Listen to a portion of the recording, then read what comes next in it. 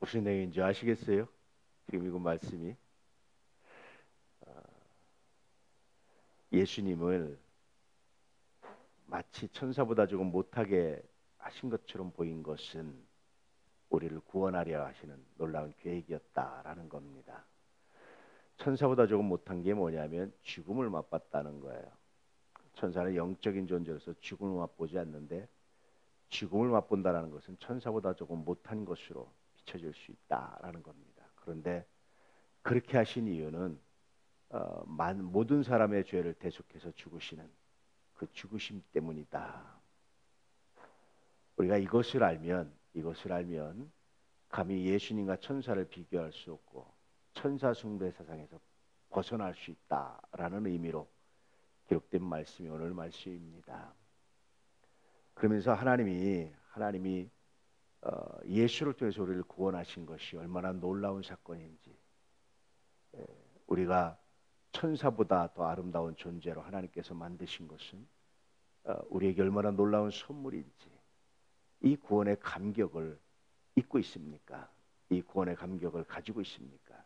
이 구원의 감격으로 살아가고 있습니까? 라는 의미의 그런 말씀이 바로 오늘 말씀입니다. 우리가 여러분 구원의 감격을 가지고 살아간다는 것이 뭘까요? 구원의 감격을 가지고 우리가 묵상하고 구원의 감격을 가지고 살아간다는 것이 뭘까라고 생각해 보면 참 여러 가지가 있어요.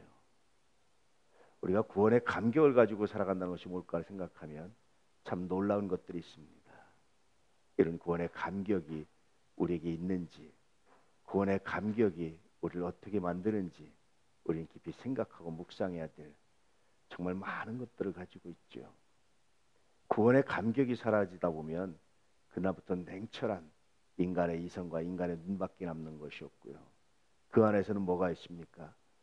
여러 가지 비판과 여러 가지 불평과 불만이 나올 수밖에 없어요.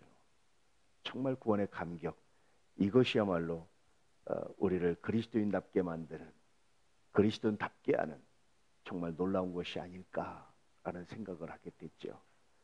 그런 것을 잃어버리다 보니까 천사 숭배에 빠지기도 하고, 그런 것을 잃어버리다 보니까 서로 미우고 다투고 하는 일들에 빠질 수밖에 없다라는 그런 교훈과 경고가 이 짧은 구절 안에 담겨 있습니다.